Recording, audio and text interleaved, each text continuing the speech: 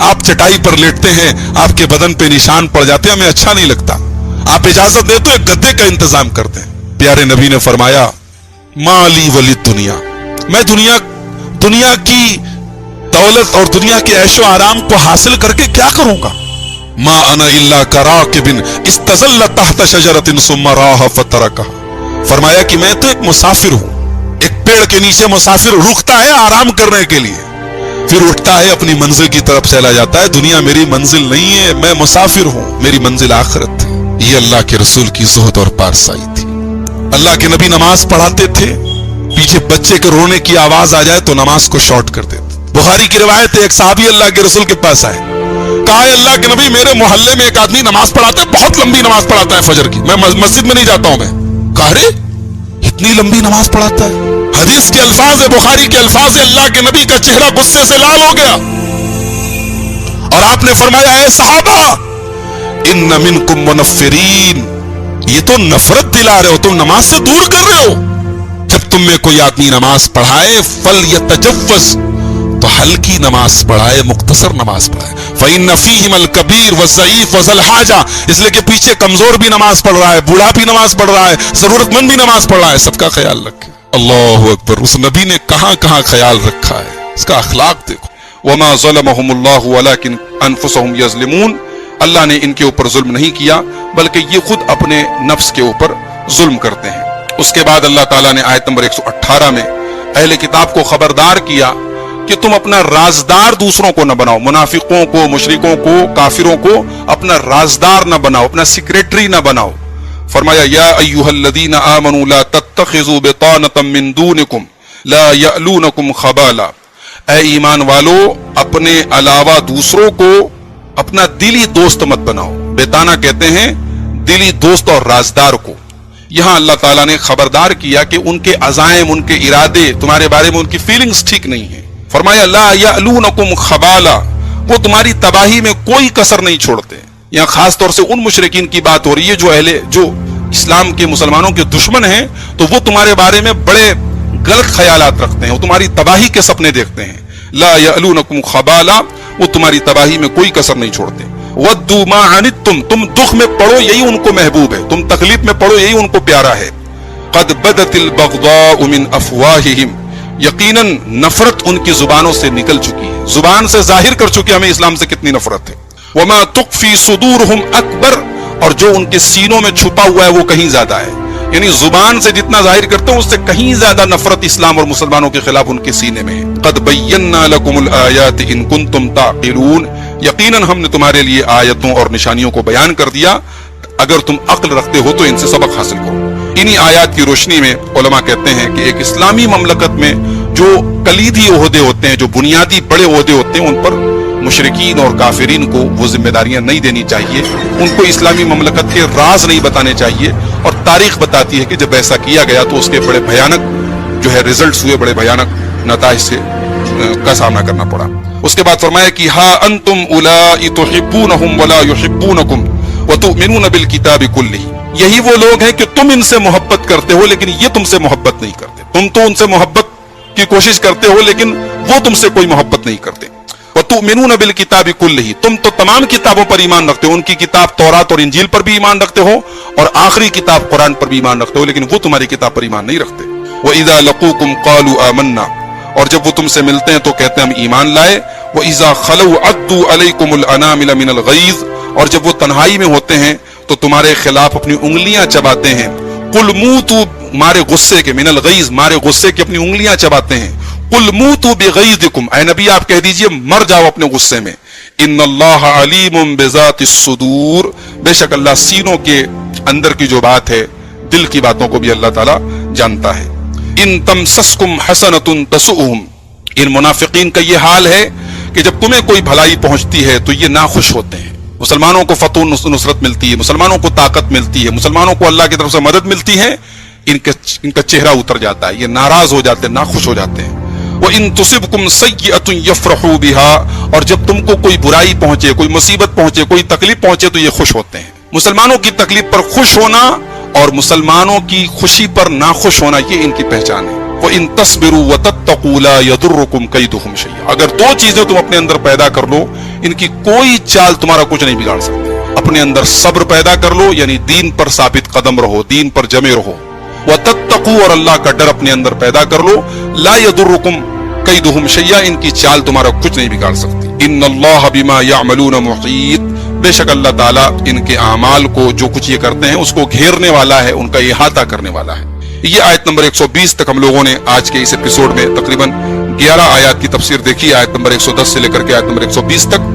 آئیے دیکھتے ہیں ان 11 آیات میں ہم نے کیا سیکھا. سب سے پہلے تو ہم نے امت محمدیہ کی فضیلت کے بارے میں جانا کہ اللہ تعالیٰ نے اس امت کو سب سے بہترین امت کا خطاب دیا، اور بنیادی طور پر 3 صفات اور کوالٹیز کی وجہ سے یہ امت خیر امت قرار پائی کہ یہ نیکی کا حکم دیتی ہے، برائی سے روکتی ہے، اور اللہ کے اوپر ایمان رکھتی ہے. ایک بات یہ معلوم ہوئی کہ اہل کتاب اور خاص طور سے یہودیوں کے بارے میں اللہ نے فرمایا کہ ان کے اوپر ذلت و رسوائی مسلط کر دی گئی، کیونکہ یہ اللہ کی آیتوں کا انہوں نے ہر دور میں انکار کیا اور نبیوں تک کو انہوں نے قتل کیا. تو ذلت اور رسوائی سے یہ کبھی نہیں بچ سکتے، الا یہ کہ اللہ کی پناہ میں آ جائیں، یعنی اسلام قبول کر لیں، یا اسلامی مملکت میں جزیہ دے کر کے یہ رہنا قبول کریں، یا پھر لوگوں کی پناہ ان کو حاصل ہو جائے. یہ اپنی ذات پر اپنے ڈیپینڈ رہ کر کے یہ کبھی عزت کے ساتھ دنیا میں نہیں رہ سکتے.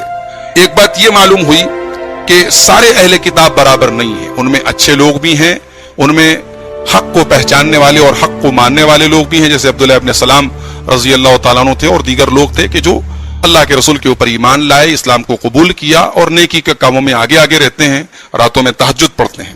ایک بات یہ معلوم ہوئی کہ کفر ایک ایسا گناہ ہے، شرک ایک ایسا گناہ ہے کہ اب یہ گناہ اگر انسان کرتا ہے تو پھر اور بغیر توبہ کیے دنیا سے چلا جاتا ہے تو اس کی کوئی نیکی اللہ تعالیٰ کے یہاں کام نہیں آئے گی. ایک بات یہ معلوم ہوئی کہ کفار اور مشرکین کو اور اسی طریقے سے منافقین کو مسلمانوں کو چاہیے کہ اپنا رازدار نہ بنائیں، کیونکہ اسلامی مملکت میں اگر ایسا کیا گیا تو اس کے نتائج اچھے نہیں ہوں گے. ایک بات یہ معلوم ہوئی کہ اکثر کفار و مشرکین کے جو سرغنہ ہوتے ہیں، جو ہیڈ ہوتے ہیں، وہ مسلمانوں کے خلاف دل میں بہت بغض رکھتے ہیں. زبان پر بھی نفرت ہوتی ہے اور دل میں اس سے کہیں زیادہ بغض اور نفرت ہوتی ہے. اور آخری چیز یہ بیان کی گئی کہ اگر ان کی سازشوں سے بچنا ہے، ان کی چالوں سے بچنا ہے، تو 2 چیزیں اپنا لو. دین پر ثابت قدم رہو اور اللہ سے ڈرتے رہو. صبر اور تقوی، یہ 2 چیزیں اپنا لو. اور ایک بات یہ معلوم ہوئی کہ مسلمان کو مسلمان کی خوشی دیکھ کر کے کبھی اپنے دل میں ناخوشی نہیں لانی چاہیے. مسلمان اگر آپ کا کوئی ایسا ہے جس کو کوئی خوشی ملی تو آپ اس پر مبارکباد دیجئے، برکت کی دعا دیجئے، نہ کہ آپ ناراضگی کا اظہار کیجئے. اگر آپ مسلمان کی خوشی پر ناراضگی کا اظہار کرتے ہیں تو یاد رکھیں یہ منافق کی علامت ہے. ان تمسسکم حسنۃ تسؤہم، تمہیں اگر کوئی خوشی پہنچے تو انہیں برا لگتا ہے، یہ منافق کی نشانی ہے. مسلمانوں کو ایسا نہیں ہونا چاہیے. وآخر دعوانا ان الحمدللہ. وَإِذْ غَدَوْتَ مِنْ أَهْلِكَ تُبَوِّئُ الْمُؤْمِنِينَ مَقَاعِدَ لِلْقِتَالِ وَاللَّهُ سَمِيعٌ عَلِيمٌ. اور اے نبی یاد کیجئے جب آپ صبح صبح اپنے گھر سے نکلے، تُبَوِّئُ الْمُؤْمِنِينَ مَقَاعِدَ لِلْقِتَالِ، آپ مومنوں کو جنگ کے مورچوں پر بٹھا رہے تھے. وَاللَّهُ سَمِيعٌ عَلِيمٌ، اور اللہ تعالیٰ سب کچھ سننے والا اور جاننے والا ہے. اِذْ هَمَّت طَّائِفَتَانِ مِنْكُمْ أَن تَفْشَلَا، جب تم میں سے 2 جماعتیں ارادہ کر چکی تھی پست ہمتی کا، پست ہونے کا. واللہ ولیہما، اور اللہ تعالیٰ ان کا مددگار تھا. وعلی اللہ فلیتوکل المؤمنون، اور اللہ ہی کے اوپر ایمان والوں کو بھروسہ رکھنا چاہیے. یہ جو واقعہ یہاں پہ بیان کیا جا رہا ہے، یہ مفسرین کے مطابق یہ واقعہ غزوہ احد کا ہے، جو شوال سن 3 ہجری میں پیش آیا. غزوہ بدر میں جب مسلمانوں کو زبردست فتح نصیب ہوئی اور مشرکین کو شکست ہوئی تو ان کے 70 آدمی مارے گئے، 70 آدمی زخمی ہوئے. تو ظاہر ہے کہ اس سے ان کی بڑی بدنامی ہوئی مشرکین کی پورے عرب میں، اور انہوں نے مسلمانوں کے خلاف ایک زبردست انتقامی جنگ کی تیاری کی، اور بڑی تعداد میں ان کے مرد حضرات اور عورتیں تک اس جنگ میں شامل ہوئیں.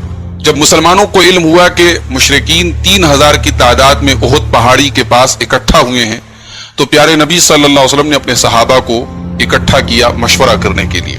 تو بعض صحابہ نے یہ مشورہ دیا کہ ہمیں مدینہ میں رہ کر کے لڑنا چاہیے، مدینہ کے باہر نہیں نکلنا چاہیے. لیکن اور یہی رائے جو تھی وہ عبداللہ ابن ابی جو منافقین کا سردار تھا، اس کی بھی یہی رائے تھی کہ ہمیں مدینہ کے اندر رہنا چاہیے. لیکن دوسری طرف صحابہ کی ایک تعداد وہ تھی جن کا یہ کہنا تھا کہ ہمیں باہر نکل کے لڑنا چاہیے، مشرکین کا مقابلہ کرنا چاہیے. اس میں خاص طور سے وہ چند صحابہ شامل تھے جنہیں غزوہ بدر میں شامل ہونے کا موقع نہیں مل پایا تھا. تو ان کے اندر ایک طلب تھی، ایک تمنا تھی، ایک آرزو تھی کہ ہمیں اللہ کی راہ میں قربانی کا موقع ملے. تو ان کی رائے یہ تھی کہ ہم مدینہ کے باہر نکل کر کے مشرکین کا مقابلہ کریں. چنانچہ اللہ کے نبی صلی اللہ علیہ وسلم اپنے حجرے میں تشریف لے گئے اور آپ جنگ کا جو لباس ہوتا ہے, جنگ کا جو آرمر ڈریس ہوتی ہے, وہ پہن کر کے آپ نکلے. جب آپ وہ پہن کر کے نکلے تو جن صحابہ کی یہ رائے تھی کہ مدینہ کے باہر لڑنا چاہیے, انہیں اپنے فیصلے پر تھوڑی سی شرمندگی محسوس. انہیں لگا کہ شاید اللہ کے رسول صلی اللہ علیہ وسلم ہماری اس مشورے سے ناراض ہیں اور ہم نے آپ کی منشا اور مرضی کے خلاف آپ کو تیار کر دیا. چنانچہ ان لوگوں نے کہا کہ اللہ کے رسول اگر آپ کی خواہش نہیں ہے تو ٹھیک ہے, ہم مدینہ میں رہ کر کے مشرکین کا مقابلہ کریں گے.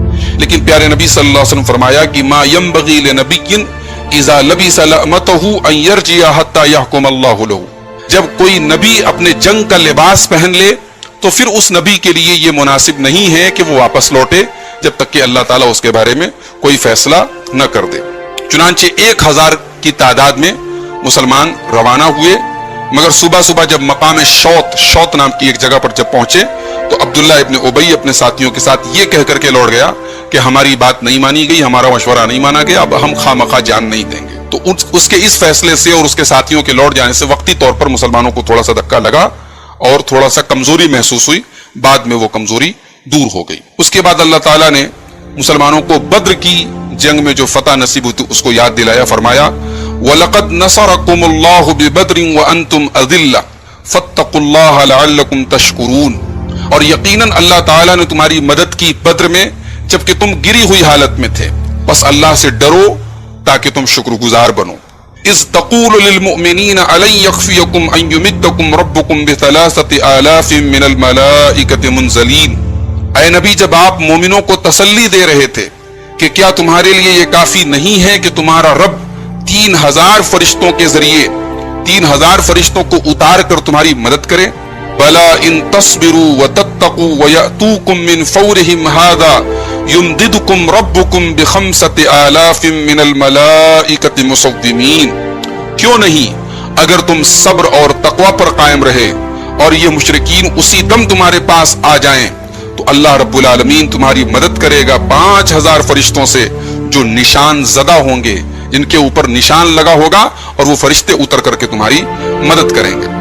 اصل میں بدر میں ہوا کیا تھا کہ مسلمان جو ہے وہ قریش کے ایک قافلے پر چھاپا مارنے کی غرض سے نکلے تھے, مگر بدر پہنچتے پہنچتے معلوم ہوا کہ مشرکین کا ایک بہت بڑا لشکر مکہ سے پورے جوش و خروش کے ساتھ ان سے لڑنے کے لیے آ رہا ہے. اس سے مسلمانوں کے لشکر میں تھوڑی سی تشویش بھی پیدا ہوئی اور تھوڑا جوش بھی بڑھ گیا. تو مسلمانوں نے اللہ تعالیٰ سے دعا کی.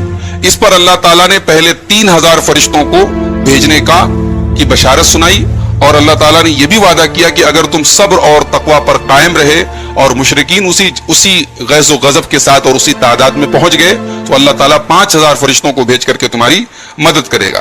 مگر چونکہ مشرکین کا وہ جوش اور غیظ و غضب برقرار نہیں رہ سکا اور خود ان کے درمیان بدر میں پھوٹ پڑ گئی اور ان کا ایک گروہ واپس لوٹ گیا مکہ کی طرف, اس لیے اللہ تعالیٰ نے 3000 فرشتوں کو اتارا بدر کے میدان میں, 5000 فرشتوں کو اتارنے کی ضرورت نہیں پڑی. تو اللہ نے فرمایا کہ بلا ان تصبروا وتتقوا, اگر تم صبر کرتے رہے اور تقوی پر قائم رہے, وَيَأْتُوكُم مِّن فَوْرِهِمْ هَذَا, اور یہ مشرکین اسی دم تمہارے پاس پہنچ گئے, يُمْدِدْكُمْ رَبُّكُمْ ب5000 مِّنَ الْمَلَائِكَةِ مُصَوِّمِينَ, تو تمہارا رب 5000 نشان زدہ فرشتوں کے ذریعے تمہاری مدد کرے گا. وَمَا جَعَلَهُ اللَّهُ إِلَّا بُشْرَىٰ لَكُمْ وَلِتَطْمَئِنَّ قُلُوبُكُمْ بِهِ, اور اس مدد کو اللہ تبارک و تعالیٰ نے فرشتوں کے نازل کرنے کو اللہ تعالیٰ نے تمہارے لیے بشارت کا ایک ذریعہ بنایا, تمہارے لیے خوشی کا ایک سبب بنایا. وَلِتَطْمَئِنَّ قُلُوبُكُمْ بِهِ, اور تاکہ تمہارے دلوں کو اس کے ذریعے اطمینان نصیب ہو جائے. وَمَن نَّصْرُ إِلَّا مِنْ عِنْدِ اللَّهِ الْعَزِيزِ الْحَكِيمِ, اور مدد نہیں آتی ہے مگر اللہ غالب حکمت والے کی طرف سے. یعنی اللہ تعالیٰ اگر چاہے تو بغیر فرشتوں کو اتارے اور بغیر تمہارے لڑے اللہ تعالیٰ مشرکین پر تمہیں مدد دے دے. مدد اصل نازل کرنے والا اللہ ہے. یہ سارے اسباب اللہ تعالیٰ بناتا ہے, ورنہ وہ چاہے تو وہ براہ راست بھی مشرکین کو شکست دے سکتا ہے اور اہل ایمان کی مدد کر سکتا ہے. لِيَقْطَعَ طَرَفًا مِّنَ الَّذِينَ كَفَرُوا أَوْ يَكْبِتَهُمْ فَيَنْقَلِبُوا خَائِبِينَ. اللہ تعالیٰ نے یہ مدد اس لیے فرمائی تاکہ کافروں کی ایک جماعت کو کاٹ ڈالے, او یکبتہم, یا ان کو ذلیل کر دے, فینقلبوا خائبین, اور وہ ذلیل اور نامراد ہو کر کے واپس لوٹ جائیں. اس کے بعد اللہ تعالیٰ نے آیت نمبر 128 میں اللہ کے نبی صلی اللہ علیہ وسلم کو مخاطب کرتے ہوئے فرمایا کہ اے نبی، جنگ میں اگر آپ کو کے ساتھیوں کو اگر شکست بھی ہو رہی ہے تو مشرکین کے بارے میں آپ کا یہ کہنا کہ انہیں ہدایت نہیں مل سکتی، اس طریقے کی بات بھی آپ کو اس کا اختیار نہیں۔ اصل میں غزوہ احد میں جب پیارے نبی صلی اللہ علیہ وسلم زخمی ہوئے تو اس موقع پر صحیح مسلم کی 1791 نمبر کی حدیث ہے، پیارے نبی نے فرمایا تھا کیف یفلح قوم شجوا نبیہم، وہ قوم کیسے کامیاب ہو سکتی ہے جو اپنے نبی کو زخمی کرے۔ تو اس موقع پر یہ آیت کریمہ نازل ہوئی سورہ آل عمران کے آیت نمبر 128 کہ لیس لک من الامر شیء او یتوب علیہم او یعذبہم فانہم ظالمون، کہ اے نبی آپ کے اختیار میں کچھ نہیں ہے، اللہ چاہے تو ان مشرکین کی توبہ قبول کر لے یا ان کو عذاب دے کیونکہ یہ ظالم ہے۔ وَلِلَّهِ مَا فِي السَّمَاوَاتِ وَمَا فِي الْأَرْضِ يَغْفِرُ لِمَن يَشَاءُ وَيُعَذِّبُ مَن يَشَاءُ وَاللَّهُ غَفُورٌ رَحِيمٌ، اللہ ہی کے لیے ہے وہ تمام چیزیں جو آسمانوں میں ہیں اور جو زمین میں ہیں، اللہ جسے چاہتا ہے معاف کرتا ہے، جسے چاہتا ہے عذاب دیتا ہے، اللہ غفور الرحیم ہے، بہت معاف کرنے والا، رحم کرنے والا ہے۔ اب اس کے بعد چونکہ غزوہ احد میں مسلمانوں کو جو شکست ہوئی تھی وقتی طور پر، تو اس شکست کا ایک بہت بڑا سبب جو ہے وہ مال کا لالچ تھا اور مال غنیمت کے حصول کے لیے ان کا دوڑنے لگنا تھا۔ تو اللہ تعالیٰ نے لالچ کی ایک سب سے بری جو قسم ہوتی ہے سود اور بیاج، اللہ تعالیٰ نے اس سے روکتے ہوئے فرمایا یا ایھا الذین آمنوا لا تأکلوا الربا اضعافا مضاعفہ واتقوا اللہ لعلکم تفلحون، اے ایمان والو سود نہ کھاؤ بڑھا چڑھا کر۔ عرب میں دور جاہلیت میں سود کی یعنی بڑی گھناؤنی قسم یہ تھی کہ وہ انٹرسٹ جو ہوتا تھا کمپاؤنڈ ہوتا تھا، بڑھتا چلا جاتا تھا، اگر وقت مقررہ پر رقم ادا نہیں کی تو پھر اس میں مزید سود جڑتا چلا جاتا تھا۔ نتیجہ یہ ہوتا تھا کہ جو بیچارے جس نے سود پر قرضہ لیا ہوتا تھا اس کے اصل رقم سے کئی گنا زیادہ اس کے اوپر سود چڑھ جاتا تھا۔ تو یہ اس زمانے میں سود کی ایک رائج شکل تھی، اس لیے اس کا ذکر کیا گیا۔ اس کا یہ مطلب نہیں کہ نارمل سود جائز ہے اور اس طریقے کا بڑھا چڑھا کے جو سود لیا جائے وہ ناجائز ہے، ہر طریقے کا سود حرام ہے، جیسا کہ سورہ بقرہ میں اللہ نے فرمایا یمحق اللہ الربا ویربی الصدقات، اللہ تعالیٰ سود کو مٹاتا ہے اور صدقہ اور خیرات کو بڑھاتا ہے۔ تو فرمایا گیا کہ اے ایمان والو سود نہ کھاؤ بڑھا چڑھا کر کے، واتقوا اللہ لعلکم تفلحون، اور اللہ سے ڈرتے رہو تاکہ تم کامیاب ہو جاؤ۔ واتقوا النار التي اعدت للكافرین، اور جہنم کی آگ سے بچو جو کافروں کے لیے تیار کی گئی۔ یعنی سود ایک ایسا گناہ ہے جو تم کو کفر تک لے کے جا سکتا ہے، جس کی وجہ سے تم ہمیشہ جہنم میں رہو گے، اس لیے سود سے بچو۔ وَأَطِيعُوا اللَّهَ وَالرَّسُولَ لَعَلَّكُمْ تُرْحَمُونَ، اور اللہ اور اس کے رسول کی اطاعت کرتے رہو تاکہ تم پر رحم کیا جائے۔ اب اس کے بعد جب سود سے منع کیا گیا، جہنم سے بچنے کی تلقین کی گئی، تو اب جنت کے لیے کوشش کرنے کا حکم دیا گیا۔ فرمایا سورہ آل عمران کی آیت نمبر 133 میں وَسَارِعُوا إِلَى مَغْفِرَةٍ مِّن رَّبِّكُمْ وَجَنَّةٍ عَرْضُهَا السَّمَاوَاتُ وَالْأَرْضُ أُعِدَّتْ لِلْمُتَّقِينَ، اور دوڑ پڑو، سبقت کرو، جلدی کرو اپنے رب کی مغفرت کی طرف اور اس جنت کی طرف جس کی چوڑائی آسمانوں اور زمین کے برابر ہے، اعدت للمتقین، اور جو جنت تیار کی گئی ہے متقیوں کے لیے۔ اب متقی کون لوگ ہیں، ان کی چند صفات بیان کی جا رہی ہیں۔ الذین ينفقون فی السراء والضراء والکاظمین الغیظ والعافین عن الناس، متقی وہ لوگ ہیں جو آسانی اور سختی ہر حال میں اللہ کی راہ میں خرچ کرتے ہیں، والکاظمین الغیظ، اور غصے کو پی جاتے ہیں، والعافین عن الناس، اور لوگوں کو معاف کر دیتے ہیں، درگزر کر دیتے ہیں، واللہ یحب المحسنین، اور اللہ تعالیٰ ایسے ہی نیک لوگوں کو پسند کرتا ہے۔ والذین اذا فعلوا فاحشۃ او ظلموا انفسهم ذکروا اللہ فاستغفروا لذنوبهم، اور متقی وہ لوگ ہیں کہ جب ان سے کوئی نازیبا کام ہو جائے، کوئی فحش، کوئی گندا کام ہو جائے، او ظلموا انفسهم، یا گناہ کر کے وہ اپنی جانوں پر ظلم کر لیں، ذکروا اللہ، تو وہ فوراً اللہ کو یاد کرتے ہیں، گناہ پر ڈٹے نہیں رہتے، گناہ پر اصرار نہیں کرتے، گناہ پر جمے نہیں رہتے، غلطی ہو جائے، گناہ ہو جائے تو فوراً شرمندہ ہوتے ہیں اور اللہ تعالیٰ سے معافی مانگتے ہیں۔ ذکروا اللہ فاستغفروا لذنوبہم، اللہ کو یاد کرتے ہیں اور اللہ سے اپنے گناہوں کی معافی طلب کرتے ہیں۔ ومن یغفر الذنوب الا اللہ، اور اللہ کے علاوہ کون ہے جو گناہوں کو معاف کرے۔ ولم یصروا علی ما فعلوا وهم یعلمون، اور وہ اپنے غلط کام پر ڈٹے نہیں رہتے ہیں جان بوجھ کر کے۔ اولئک جزاؤہم مغفرۃ من ربہم وجنات تجری من تحتها الانہار خالدین فیہا، یہی وہ لوگ ہیں جن کا بدلہ ان کے رب کی طرف سے مغفرت ہے، اور ایسے باغات ہیں جن کے نیچے نہریں جاری ہوں گی اور وہ اس میں ہمیشہ رہیں گے۔ وَنِعْمَ أَجْرُ الْعَامِلِينَ، اور عمل کرنے والوں کا اجر سب سے بہترین ہے۔ اس کے بعد اللہ تعالیٰ نے غزوہ احد میں مسلمانوں کو جو دھکا لگا تھا، غزوہ احد میں پیارے نبی صلی اللہ علیہ وسلم نے ایک پہاڑی پر 50 تیر اندازوں کو مقرر کیا تھا کہ کچھ بھی ہو جائے تمہیں یہاں سے نہیں ہٹنا ہے۔ یہ بڑا نازک پوائنٹ ہے مسلمانوں کے لیے، یہاں سے دشمن نے اگر پیچھے سے حملہ کر دیا تو ہم جیتی جنگ ہار سکتے ہیں۔ تو نبی صلی اللہ علیہ وسلم نے 50 تیر اندازوں کو مقرر کیا تھا، جن کا کمانڈر بنایا تھا، جن کا سردار بنایا تھا حضرت عبداللہ ابن جبیر رضی اللہ تعالیٰ عنہ کو، اور ان کو سختی سے تاکید کی تھی کہ یہاں سے تم ہلنا نہیں، تمہارا کام یہ ہے کہ جو بھی گھڑ سوار یہاں آئے تم اسے پیچھے ہٹا دینا۔ لیکن جب مسلمان فتح یاب ہو گئے اور مال و اسباب کو سمیٹنے لگے تو اب ان 50 تیر اندازوں میں آپس میں اختلاف ہو گیا۔ کچھ لوگوں کا یہ کہنا تھا کہ نبی صلی اللہ علیہ وسلم نے جو حکم ہمیں دیا تھا اب اس کا موقع ختم ہو گیا، اب جنگ ہم جیت چکے ہیں، اب مال غنیمت کو سمیٹنے کا ٹائم ہے۔ لیکن کچھ لوگوں کا یہ کہنا تھا کہ نہیں، نبی صلی اللہ علیہ وسلم نے سختی سے تاکید کی تھی کہ فتح ہو جائے، شکست ہو جائے، یہاں سے نہیں ہٹنا ہے۔ بہرحال 50 میں سے صرف 10 تیر انداز وہاں بچے اور باقی لوگ مال غنیمت کو سمیٹنے کے لیے میدان کی طرف بھاگ گئے۔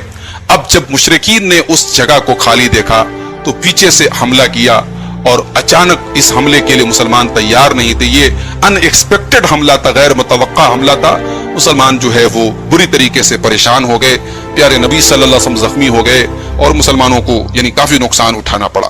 تو اس موقع پر مسلمانوں کو جو تکلیف ہوئی، اللہ تعالیٰ نے اس کے سلسلے میں تسلی دیتے ہوئے فرمایا کہ یہ تمہیں جو پریشانی آئی، تمہیں جو آزمائش آئی، یہ کوئی نئی بات نہیں ہے، تم سے پہلے کی امتوں پر بھی اس طریقے کی آزمائشیں آئی ہیں، لیکن بالآخر انجام جو ہے وہ اہل ایمان کی کامیابی رہا ہے اور اللہ اور اس کے رسول کو جھٹلانے والوں کی تباہی رہا ہے۔ تو فرمایا کہ قد خلت من قبلکم سنن فسیروا فی الارض فانظروا کیف کان عاقبۃ المکذبین، یقیناً تم سے پہلے ایسے واقعات گزر چکے ہیں، بس چلو زمین میں اور دیکھو کہ جھٹلانے والوں کا کیا انجام ہوا۔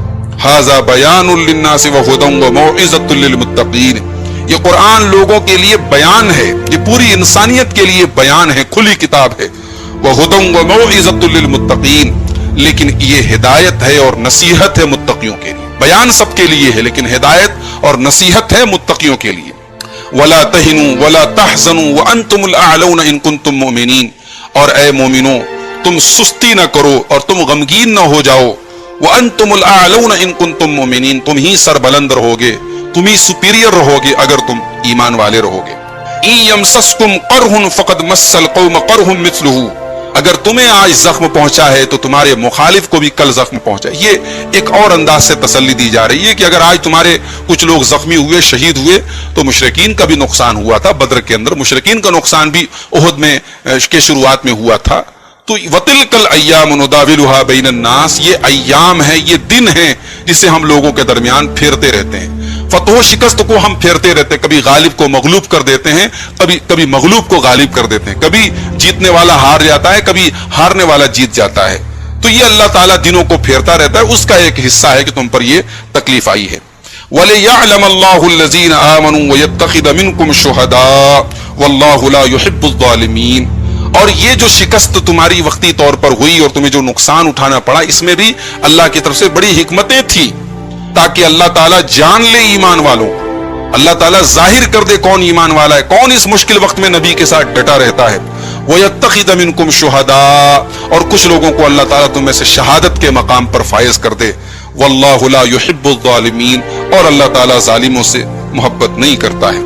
وَلِيُمَحِّصَ اللَّهُ الَّذِينَ آمَنُوا وَيَمْحَقَ الْكَافِرِينَ، اور اللہ تعالیٰ نے اس آزمائش اور پریشانی سے تم کو اس لیے بھی دوچار کیا تاکہ وہ ایمان والوں کو بالکل الگ کر دے، ایمان والوں کی پہچان کرا دے، مومنوں کو پاک اور صاف کر دے، ان کے اندر کوئی کوتاہی تھی، کوئی کمی تھی، اللہ تعالیٰ اس طریقے کے جھٹکا اور اس طریقے کی آزمائش کے ذریعے ان کو ان کے گناہوں کا کفارہ اور ان کی کوتاہیوں کا کفارہ بنا دے، اس طریقے کے واقعات کو۔ وَيَمْحَقَ الْكَافِرِينَ، اور اس طریقے کی آزمائشوں سے اللہ تعالیٰ تمہیں اس لیے بھی دوچار کرتا ہے تاکہ کافروں کو اللہ تعالیٰ مٹائے۔ ظاہر ہے کہ احد میں ان کو جو مشرکین کو جو فتح آخر میں ملی اور مشرکین کو مسلمانوں کو جو چوٹ ملی تو اس سے ظاہر ہے کہ ان کی سرکشی اور بڑھ گئی اور آگے چل کر کے یہی سرکشی ان کے برے انجام کا سبب بنی. تو اللہ تعالیٰ کبھی کبھی ظالم کو اور ڈھیل دیتا ہے تاکہ اس کی سرکشی اور تکبر میں اور اس کے گناہوں میں اور اضافہ ہو, پھر اللہ تعالیٰ اچانک اس کو جو ہے ختم کر دے اور اس کو اس کے انجام تک پہنچا دے. تو معزز ناظرین, سورہ آل عمران کی آیت نمبر 141 141 تک آج ہم لوگوں نے تقریباً 21 آیات پڑھی ہیں. آئیے دیکھتے ہیں کہ ان 21 آیات میں ہم نے کون کون سی اہم باتیں سیکھی ہیں. سب سے پہلی بات ہم نے یہ سیکھی کہ میدان جنگ میں ایک مسلمان جب میدان جنگ میں جاتا ہے تو وہاں دو چیزیں اس کے لیے بڑی ضروری ہوتی ہیں. ایک ہے صبر, ڈٹے رہنا, جمے رہنا, اور دوسری چیز ہے تقوی, اللہ تبارک و تعالیٰ کا ڈر, اس کا خوف اور اس کا تقوی ہمیشہ دل میں ہونا چاہیے. دوسری چیز ہمیں یہ معلوم ہوئی کہ اللہ تعالیٰ نے بار بار قرآن میں ہمیں مسلمانوں کو جو فتح ملی, جو کامیابی ملی, اس کو بھی یاد دلایا ہے, اور احد میں جیسے مسلمانوں کو چوٹ پہنچی اس کو بھی یاد دلایا ہے.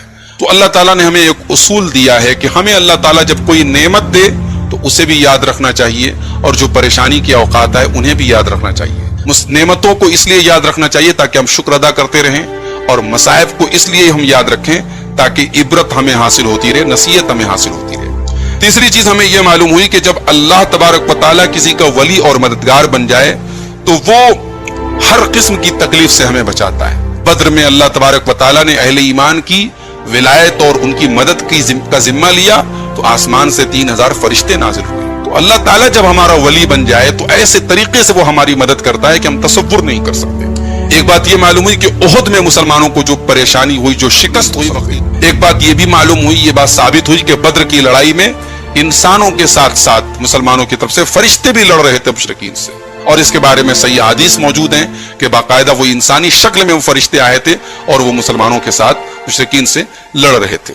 ایک بات یہ معلوم ہوئی کہ مختار کل اگر کوئی ذات ہے, قادر مطلق اگر کوئی ذات ہے, جس کے پاس سارے پاورز ہیں, سارے اختیارات ہیں, تو اللہ کی ذات ہے. رسول کو بھی اللہ تعالیٰ نے مختار کل نہیں بنایا. احد کے میدان میں نبی کی زبان سے صرف اتنا جملہ نکلا کہ وہ قوم کیسے کامیاب ہوگی جو اپنے نبی کو زخمی کرے, تو اللہ تعالیٰ نے آیت نازل کر دی, لیس لک من الامر شیء, اے نبی آپ کو ان تمام چیزوں کا اختیار نہیں ہے. تو مختار کل اللہ کی ذات ہے. ایک بات یہ معلوم ہوئی کہ سود حرام ہے. اللہ تعالیٰ نے سود کو حرام قرار دیا ہے, چاہے وہ بڑھا چڑھا کے لیا جائے, کمپاؤنڈ انٹرسٹ کی شکل میں ہو یا نارمل انٹرسٹ کی شکل میں ہو, ہر طریقے کا سود حرام ہے. ایک بات یہ معلوم ہوئی کہ نیکی کے کام میں, توبہ کرنے میں جلدی کرنی چاہیے. اللہ نے سارے کا لفظ استعمال کیا, سبقت کرو, جلدی کرو. توبہ کرنے میں, نیکی کے کام میں دیر نہیں کرنی چاہیے, کل پہ نہیں ٹالنا چاہیے. ایک بات یہ معلوم ہوئی کہ جنت بہت وسیع ہے, جنت کی وسعت, جنت کی لمبائی چوڑائی ہمارے تصور سے بھی بڑھ کے ہے. ایک بات یہ معلوم ہوئی کہ جنت کے حقیقی وارث, جنت میں جو لوگ جائیں گے متقی لوگ ہوں گے. ایک بات یہ معلوم ہوئی کہ جنت موجود ہے, جنت بنائی نہیں جائے گی, جنت اعدت, تیار ہو چکی ہے, موجود ہے. ایک بات یہ معلوم ہوئی کہ انسان سے اگر گناہ ہو جائے تو فوراً اللہ تعالیٰ کو یاد کرے اور اپنے گناہ سے معافی مانگے, استغفار کرے, توبہ کرے, گناہ پر اصرار نہ کرے, گناہ پر جمع نہ رہے. ایک بات یہ معلوم ہوئی کہ اگر ہم ایمان والے ہیں تو دنیا میں بھی ہم ہی سربلند رہیں گے اور آخرت میں تو انشاءاللہ رہیں گے. وَأَنْتُمُ الْأَعْلَوْنَ إِن كُنتُم مُؤْمِنِينَ. اور ایک بات یہ معلوم ہوئی کہ زندگی دھوپ چھاؤں کا نام ہے, کبھی فتح ہے, کبھی شکست ہے, کبھی سکھ ہے, کبھی دکھ ہے. وَتِلْكَ الْأَيَّامُ نُدَاوِلُهَا بَيْنَ النَّاسِ. یہ دن ہے جسے ہم لوگوں کے درمیان پھیرتے رہتے ہیں. اور ایک چیز یہ بھی معلوم ہوئی کہ اصل توکل جو ہے وہ اللہ تبارک و تعالیٰ کے اوپر ہونا چاہیے, اسباب کے اوپر نہیں ہونا چاہیے. اسباب اختیار کرنا چاہیے مگر اصل توکل اللہ کی ذات پر ہونا چاہیے. ایک بات یہ معلوم ہے کہ قرآن کریم سب کے لیے بیان ہے مگر ہدایت اور نصیحت قرآن سے صحیح معنی میں متقی لوگ حاصل کر سکتے ہیں. اور ایک بات یہ معلوم ہوئی کہ مشکل سے مشکل حالات میں بھی قرآن کی تعلیم یہ ہے کہ ہمیں گیو اپ نہیں کرنا چاہیے, ہمیں ہتھیار نہیں ڈالنے چاہیے. وَلَا تَهِنُوا وَلَا تَحْزَنُوا وَأَنْتُمُ الْأَعْلَوْنَ إِن كُنتُم مُؤْمِنِينَ. کہ اے مسلمانوں تم پست مت پڑو, تم ہتھیار نہ ڈالو, تم سستی اپنے اندر پیدا مت کرو اور غمگین نہ ہو. وَأَنْتُمُ الْأَعْلَوْنَ إِن كُنتُم مُؤْمِنِينَ. تم ایمان والے ہو تو تم ہی آگے رہو گے انشاءاللہ. تو یہ سورہ آل عمران کی آیت نمبر 141 تک کی تفسیر تھی. انشاءاللہ یہ سلسلہ ہمارا آگے. ثم انزل عليكم من بعد الغم امنة نعاسا يغشى طائفة منكم وطائفة قد اهمتهم انفسهم يظنون بالله غير الحق ظن الجاهلية. غزوہ احد کا تذکرہ چل رہا ہے. اللہ فرما رہا ہے کہ ثم انزل عليكم, پھر اس کے بعد اللہ تعالیٰ نے تمہارے اوپر اتارا, من بعد الغم, غم کے بعد, अमनतन नुआसन, अमन के तौर पर ओंघ उतारी, नींद उतारी। यगशा ताइफतम मिनकुम, वो तुम में से एक गिरोह को वो नींद आ रही थी, वो ओंघ आ रही थी। व ताइफतुन कद अहम्मतहुम अनफुसहुम, और एक दूसरा गिरोह था जिनको अपनी जानों की पड़ी थी। यज़ुन्नून बिल्लाहि गैरल हक़्क़ि ज़न्नल जाहिलिय्या, और वो अल्लाह तबारक व तआला के साथ यानी ऐसा गुमान कर रहे थे, गैरल हक़्क़ि, हक़ के अलावा नाहक गुमान कर रहे थे, गलत गुमान कर रहे थे। ज़न्नल जाहिलिय्या, जाहिलियत का गुमान कर रहे थे, जाहिलाना गुमान कर रहे थे। यहां अल्लाह तबारक व तआला ने उहद के मैदान में जो अहले ईमान साबित कदम थे, उस उन मुश्किल हालात में जमे हुए थे, अल्लाह ताला ने उनकी फतह और नुसरत और उनके दिल पर सुकून के तौर पर एक ओंघ और नींद अल्लाह ताला ने मुसल्लत कर दी, जो अल्लाह ताला की तरफ से फतह नुसरत की दलील थी। और उसके बाद अल्लाह ताला ने मुनाफिकीन का जिक्र किया कि मुनाफिकीन को अपनी जान की पड़ी थी, और जब उन्होंने देखा कि मुसलमान मारे जा रहे हैं, काटे जा रहे हैं, तो उन्हें यह लगा कि अब तो इस्लाम का काम खत्म हो गया, अब यहीं से इस्लाम मिट जाएगा। उसी बात को अल्लाह ताला ने फरमाया कि यज़ुन्नून बिल्लाहि गैरल हक़्क़ि ज़न्नल जाहिलिय्या, कि वो अल्लाह तबारक व तआला के साथ गलत किस्म के गुमान कर रहे थे, जाहिलियत के गुमान कर रहे थे। यक़ूलून हल लना मिनल अम्रि मिन शै, और वो ये कह रहे थे कि क्या हमें कुछ इख्तियार है, हमारी कोई बात मानी नहीं गई, हमारी कोई मर्जी जानी नहीं गई, हमें तो किसी चीज का इख्तियार नहीं है। कुल इन्नल अम्र कुल्लहु लिल्लाह, ऐ नबी आप कह दीजिए कि तमाम इख्तियारात अल्लाह ताला के लिए हैं। युख्फून फी अनफुसिहिम मा ला युबदून लक, और ये लोग अपने दिल में छिपाते हैं वो जो जाहिर नहीं करते हैं आपके सामने। यक़ूलून लौ कान लना मिनल अम्रि शैउम मा क़ुतिलना हाहुना, ये कहते हैं कि अगर हमें किसी चीज का इख्तियार होता तो आज इस उहद के मैदान में हम कत्ल न किए गए होते। कुल लौ कुंतुम फी बुयूतिकुम लबरज़ल लज़ीना कुतिबा अलैहिमुल क़त्लु इला मज़ाजिइहिम, ऐ नबी आप कह दीजिए कि अगर तुम अपने घरों में भी होते तो जिनके जिम्मे कत्ल लिख दिया गया है, जिनकी मौत का फैसला अल्लाह ताला की तरफ से कर दिया गया है, वो अपने मक्तल की तरफ, अपने कत्ल होने की जगह की तरफ चल खड़े होते, उठ खड़े होते। यानी मौत का जो वक्त मुकर्रर है वो अपने घरों में रहते, तभी तुम्हें वो मौत आ जाती। वलियब्तली अल्लाहु मा फी सुदूरिकुम वलियुमहिस मा फी कुलूबिकुम, अल्लाह ताला को तो तुम्हें आजमाना था जो तुम्हारे दिल सीनों में है, तुम्हारे सीनों के अंदर क्या चल रहा है, अल्लाह ताला को उसको आजमाना था। वलियुमहिस मा फी कुलूबिकुम, और तुम्हारे दिलों में जो कुछ है उसको पाक करना था। यानी ये जो उहद के अंदर आजमाइश आई, मुसलमानों के ऊपर जो तकलीफ आई, अल्लाह ताला ने खरे और खोटे को अलग कर दिया, मोमिन और मुनाफिक को अलग कर दिया, और अहले ईमान में जो मजबूत ईमान वाले थे, जो इस मैदान में इस मुश्किल हालात में डटे रहे, उनको अल्लाह तबारक व तआला को अलग करना था। अल्लाह ने फरमाया कि ये आजमाइश हमारी तरफ से इसलिए आई, वलियब्तली अल्लाहु मा फी सुदूरिकुम, तुम्हारे सीनों में जो कुछ है अल्लाह ताला को उसको आजमाना था। वलियुमहिस मा फी कुलूबिकुम, और तुम्हारे दिलों में जो कुछ है उसको पाक करना था। वल्लाहु अलीमुम बिज़ातिस सुदूर, और अल्लाह तबारक व तआला सीनों के अंदर की बातों को जानने वाला है। इन्नल लज़ीना तवल्लौ मिनकुम यौमल तक़ल जमआन इन्नमा इस्तज़ल्लहुमुश शैतानु बिबअदि मा कसबू, बेशक तुम में से जो लोग पीठ फेर करके चले गए, जिन लोगों ने पीठ दिखाई उस दिन जिस दिन दोनों जमातों में मुठभेड़ हुई, यानी ग़ज़वे उहद के दिन, इन्नमा इस्तज़ल्लहुमुश शैतान, उनको शैतान ने बहका दिया, उनको शैतान ने फिसला दिया, बिबअदि मा कसबू, उनके बाज आमाल की वजह से, उनके बाज कामों की वजह से। यहां एक बात ये मालूम हुई कि जब इंसान कोई गुनाह करता है तो उस गुनाह के नतीजे में अल्लाह तबारक व तआला शैतान को और छूट दे देता है उस इंसान के बाद, एक गुनाह के बाद दूसरा गुनाह इंसान करने लगता है। इसीलिए अल्लामा इब्न कसीर ने इस आयत की तफसीर में बास सलफ का एक कौल नकल किया है कि इन्न मिन सवाबिल हसनति अल हसनत बअदहा, नेकी का एक सवाब ये भी है, नेकी के कबूल होने की एक निशानी ये भी है कि नेकी के बाद इंसान दूसरी नेकी करने लगे।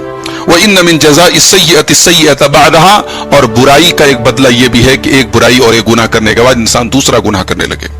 वलक़द अफ़ल्लाहु अन्हुम, और अल्लाह तबारक व तआला ने यकीनन उहद के मैदान में जो लोग पीठ फेर के चले गए, अल्लाह ताला ने उनको माफ कर दिया। इन्नल्लाह गफूरुन हलीम, बेशक अल्लाह ताला माफ करने वाला है और बुर्दबार है। या अय्युहल्लज़ीना आमनू ला तकूनू कल्लज़ीना कफरू व क़ालू लिइख़वानिहिम इज़ा ज़रबू फ़िल अर्दि औ कानू ग़ुज़्ज़न लौ कानू इंदना मा मातू व मा क़ुतिलू, ऐ ईमान वालो उनकी तरह ना हो जाओ जिन लोगों ने कुफ्र किया اور اپنے ان بھائیوں کے بارے میں جو سفر میں نکل گئے یا جہاد میں نکل گئے، ان کے بارے میں کہا کہ لو کانوا عندنا ما ماتوا، اگر وہ ہمارے ساتھ ہوتے، ہمارے پاس ہوتے تو مرتے نہیں، وما قتلوا، اور قتل نہ کیے جاتے۔ یہاں اللہ تعالیٰ نے مسلمانوں کو اس فاسد عقیدے سے روکا ہے کہ تم ان منافقین کی طرف بزدل مت ہو جانا جو یہ کہتے ہیں کہ اگر میدان میں نہ گئے ہوتے تو تمہیں موت نہ آئی ہوتی۔ ایک مومن کا تو یہ عقیدہ ہونا چاہیے کہ ہماری موت کا ایک وقت مقرر ہے اور وہ ہم اپنے گھر پہ رہیں گے تب بھی موت آئے گی۔ اس ڈر کی وجہ سے کہ ہمیں موت آئے گی، ایک مومن کبھی میدان جہاد سے نہیں بھاگتا ہے۔ تو ظاہر ہے کہ یہ جو عقیدہ ہے کہ موت کا ایک وقت مقرر ہے، اس عقیدے کے ذریعے انسان کے اندر ایک حوصلہ پیدا ہوتا ہے اور اللہ تعالیٰ کی راہ میں لڑنے اور قربانی دینے کا جذبہ پیدا ہوتا ہے۔ تو اللہ تعالیٰ نے منافقین کی سوچ اور ذہنیت اور عقیدے سے بھی اہل ایمان کو روکا ہے کہ ان کی ذہنیت سے دور رہو۔ فرمایا کہ اے ایمان والو، ان کی طرح مت ہو جاؤ جنہوں نے کفر کیا اور اپنے بھائیوں کے بارے میں جب وہ سفر میں نکلیں یا وہ جہاد کے لیے نکلیں تو اپنے بھائیوں کے بارے میں کہتے ہیں کہ لو کانوا عندنا ما ماتوا وما قتلوا، اگر وہ ہمارے پاس ہوتے تو نہ تو مرتے اور نہ ہی قتل کیے جاتے۔ لیجعل اللہ ذلک حسرۃ فی قلوبہم، اور یہ جو کافر اور منافق ایسا سوچتے ہیں، ایسا کیوں سوچتے ہیں؟ تاکہ اللہ تبارک و تعالیٰ ان کے دلوں میں اس کو حسرت کا سبب بنا دے۔ واللہ یحیی و یمیت، اور اللہ تعالیٰ ہی زندگی دیتا ہے اور موت دیتا ہے۔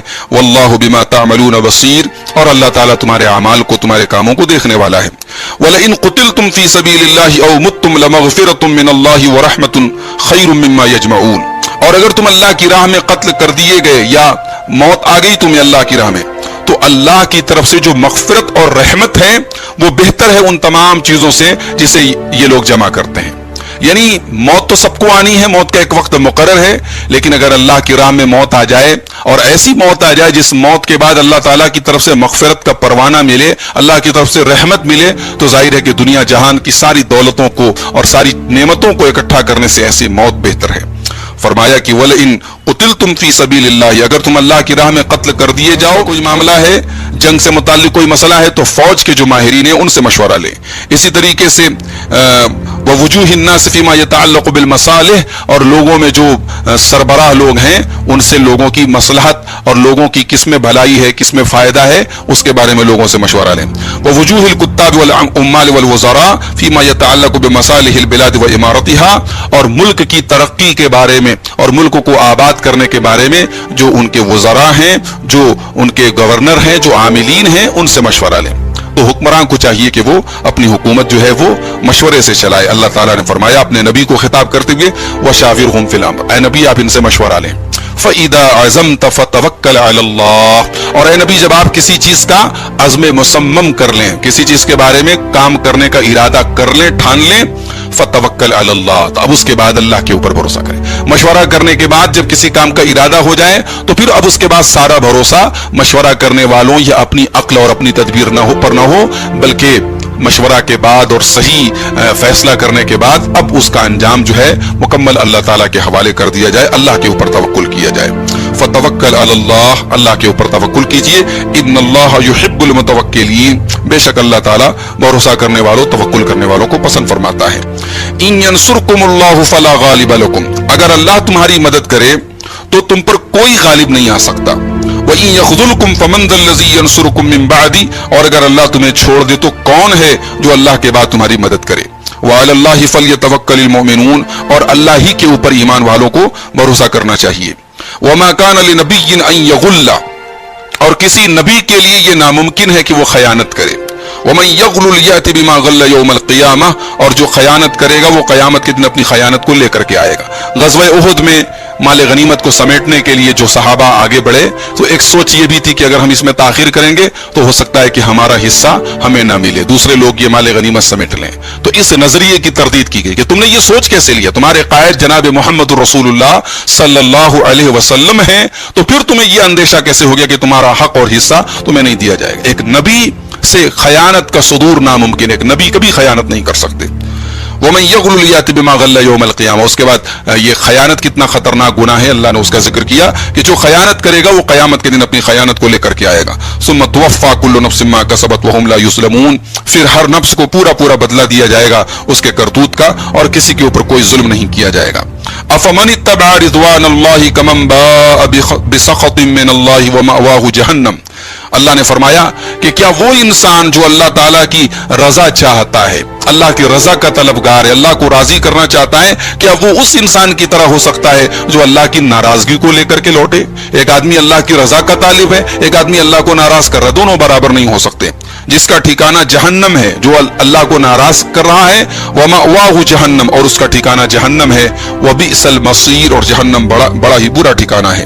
ہم درجات عند اللہ، لوگوں کے اللہ تعالیٰ کے نزدیک الگ الگ درجات ہوں گے، واللہ بصیر بما یعملون، اور اللہ تعالیٰ خوب دیکھنے والا ہے جو لوگ کرتے ہیں۔ اب اس کے بعد آیت نمبر 164 اور 165 میں اللہ تعالیٰ نے فرمایا، لقد من اللہ علی المؤمنین اذ بعث فیہم رسولا من انفسہم، یقیناً اللہ تبارک و تعالیٰ نے مومنوں کے اوپر احسان کیا کہ اللہ تعالیٰ نے اس میں ایک رسول بھیجا، انہی میں سے رسولا من انفسہم، رسولوں کو اللہ تعالیٰ نے انسان بنایا، انسانوں میں سے رسول بنایا۔ آخری رسول صلی اللہ علیہ وسلم بھی انسانوں میں سے بنائے گئے، گویا کہ انسان کو، بشر کو اللہ تعالیٰ نے رسول بنا کر کے بہت بڑا احسان کیا ہے انسانیت کے اوپر۔ کیوں؟ کیونکہ ظاہر ہے کہ ایک فرشتے کو اگر اللہ تعالیٰ رسول بنا کر کے بھیجتا تو وہ ہمارے لیے آئیڈیل نہیں بن سکتا تھا۔ فرشتہ ہمارے شعور اور وجدان کی باریکیوں کو نہیں سمجھے گا، ایک انسان ہی انسان کے شعور اور وجدان تک پہنچے گا۔ دوسری بات یہ ہے کہ ظاہر ہے کہ ایک جو انسان ہوگا اور جس قوم کا رسول ہے، اسی قوم کے اندر سے جب وہ رسول بن کر کے آئے گا تو وہ اپنی قوم کے لہجے میں اور اپنی ان کی زبان میں اللہ تعالیٰ کا پیغام پہنچائے گا۔ تو یہ اللہ تعالیٰ کی بہت بڑی نعمت ہے کہ اس نے انسانوں کے اندر انسان کو ہی رسول بنا کر کے بھیجا، اور یہ حقیقت اللہ تعالیٰ نے قرآن کریم میں کئی مقامات پر بیان کی۔ چنانچہ سورہ یوسف کی آیت نمبر 109 میں اللہ تعالیٰ نے فرمایا، وَمَا أَرْسَلْنَا مِن قَبْلِكَ إِلَّا رِجَالًا نُوحِي إِلَيْهِمْ، اے نبی آپ سے پہلے ہم نے جتنے رسول بھیجے وہ سارے کے سارے مرد تھے اور ہم ان کی طرف وحی فرماتے تھے۔ اسی طریقے سے سورہ فرقان کی آیت نمبر 20 میں فرمایا، وَمَا أَرْسَلْنَا قَبْلَكَ مِنَ الْمُرْسَلِينَ إِلَّا إِنَّهُمْ لَيَأْكُلُونَ الطَّعَامَ وَيَمْشُونَ فِي الْأَسْوَاقِ، اے نبی ہم نے آپ سے پہلے جن رسولوں کو بھیجا وہ کھانا کھاتے تھے اور بازاروں میں چلتے تھے۔ اسی طریقے سے سورہ حامیم السجدہ کی آیت نمبر 6 میں فرمایا، قُلْ إِنَّمَا أَنَا بَشَرٌ مِثْلُكُمْ يُوحَىٰ إِلَيَّ، اے نبی آپ کہہ دیجئے کہ میں تمہارے ہی جیسا بشر ہوں، میری طرف اللہ تعالیٰ کی طرف سے وحی کی جاتی ہے۔ تو فرمایا کہ اللہ تعالیٰ نے بہت بڑا احسان کیا ایمان والوں کے اوپر کہ اس میں انہی میں سے ایک رسول بھیجا، یتلو علیہم آیاتہ ویزکیہم ویعلمہم الکتاب والحکمہ، اور وہ نبی ان کے اوپر اللہ تعالیٰ کی آیتوں کی تلاوت کرتے ہیں، ویزکیہم، اور ان کا تزکیہ کرتے ہیں، ان کو پاک اور صاف کرتے ہیں، ویعلمہم الکتاب والحکمہ، اور ان کو کتاب اور حکمت کی تعلیم دیتے ہیں۔ یہاں رسالت کے 3 مقاصد بیان کیے گئے، اللہ کے رسول صلی اللہ علیہ وسلم کو بھیجنے کا 3 بڑا مقصد بیان کیا گیا۔ پہلا مقصد یتلو علیہم آیاتہ، یہ وہ نبی تمہیں قرآن کی آیتوں کی تلاوت کر کے سنائیں گے۔ دوسرا مقصد وَيُزَكِّيهِمْ، وہ تمہارا تزکیہ کریں گے، تمہیں اخلاق کی، عقیدے کی گندگیوں سے پاک کریں گے، شرک سے توحید کی طرف لائیں گے، بد اخلاقی سے اخلاق کی طرف لائیں گے، جھوٹ سے سچائی کی طرف لائیں گے، بے ایمانی اور خیانت سے امانت کی طرف لائیں گے۔ اور تیسرا مقصد وَيُعَلِّمُهُمُ الْكِتَابَ وَالْحِكْمَةَ، وہ تمہیں کتاب اور حکمت کی تعلیم دیں گے۔ ظاہر ہے کہ جب کتاب کی تعلیم کوئی کرے گا تو تعلیم میں تو تلاوت آلریڈی شامل ہے، بغیر تلاوت کے تو کوئی تعلیم نہیں کر پائے گا، مگر تعلیم کے پہلے تلاوت کو الگ سے ذکر کر کے تلاوت کی اہمیت بھی بتانا مقصد ہے کہ اگر ایک شخص ابھی اس لائق نہیں، ضروری تو سب کے لیے ہے کہ قرآن کریم کو سمجھنے کی کوشش کرے، لیکن اگر ابھی کوئی اس درجے تک نہیں پہنچ سکا ہے کہ وہ قرآن کریم کو سمجھ سکے، اس کے ترجمے اور تفسیر کو سمجھ سکے، تو اس کو چاہیے کہ پھر بھی وہ قرآن کی تلاوت کرے۔ اگر کوئی قرآن کو سمجھتا نہیں ہے تو اس وجہ سے وہ قرآن کی تلاوت سے دور نہ رہے۔ قرآن کی تلاوت بھی اپنے آپ میں ایک بہت بڑی نیکی ہے اور بہت بڑے ثواب کا کام ہے، اس لیے تلاوت کو الگ سے ذکر کیا گیا۔ تو وہ نبی وَيُعَلِّمُهُمُ الْكِتَابَ وَالْحِكْمَةَ، وہ تمہیں کتاب اور حکمت کی تعلیم دیتے۔ حکمت سے مراد کیا ہے؟ مفسرین نے لکھا ہے کہ حکمت سے مراد سنت ہے۔ وَإِن كَانُوا مِن قَبْلُ لَفِي ضَلَالٍ مُبِينٍ، اگرچہ لوگ اس کے پہلے کھلی ہوئی گمراہی میں تھے۔ اس کے بعد پھر غزوہ احد کا تذکرہ کرتے ہوئے فرمایا، اولما اصابتکم مصیبت قد اصبتم مثلیہا قلتم انا ھذا، کیا جب تمہارے اوپر وہ مصیبت پہنچی جس کی ڈبل مصیبت تم اپنے دشمنوں کو پہنچا چکے ہو؟ آج اگر احد میں تمہارے کچھ لوگ مارے گئے، کچھ لوگ تمہارے شہید ہوئے، کچھ لوگ زخمی ہوئے، تو یاد کرو بدر میں تم نے اس کے ڈبل ان کو چوٹ پہنچائی تھی، 70 ان کے لوگوں کو قتل کیا تھا، 70 مشرکین کو تم نے قیدی بنایا تھا۔ تو اولما اصابتکم مصیبت، آج جب تمہارے اوپر کوئی مصیبت آئی، قد اصبتم مثلیہا، جس سے دوگنی مصیبت تم ان کو پہنچا چکے ہو، قلتم انا ھذا، تو تم کہتے ہو یہ مصیبت کہاں سے آ گئی؟ कुल हुआ मिन इंद अनफुसिकुम, ऐ नबी आप फरमा दीजिए कि वो मुसीबत तुम्हारे अपने नफ्स की तरफ से है, वो तुम्हारी अपने कोताहियों की वजह से है। इन्नल्लाह अला कुल्लि शैइन कदीर, बेशक अल्लाह ताला हर शय पर कादिर है। ये है आयत नंबर 165 तक। आज हम लोगों ने अल्हम्दुलिल्लाह सूरह आल इमरान की आयत नंबर 154 से लेकर के 165 तक तकरीबन 12 आयत हम लोगों ने पढ़ी हैं। इन 12 आयत में आइए देखते हैं कि क्या क्या अहम बातें हम लोगों ने सीखी हैं। सबसे पहली बात तो हमने ये जानी कि अल्लाह तबारक व तआला अपने मोमिन बंदों पर, अपने औलिया पर अपनी नेमतें उतारता है। वो मुसीबत में भी होते हैं, परेशानी में होते हैं, तो अल्लाह तबारक व तआला उनकी दिलजोई के लिए, उनके हौसले के लिए, उनके सुकून के लिए अल्लाह ताला उनके दिल के ऊपर सुकून नाजिल फरमाता है।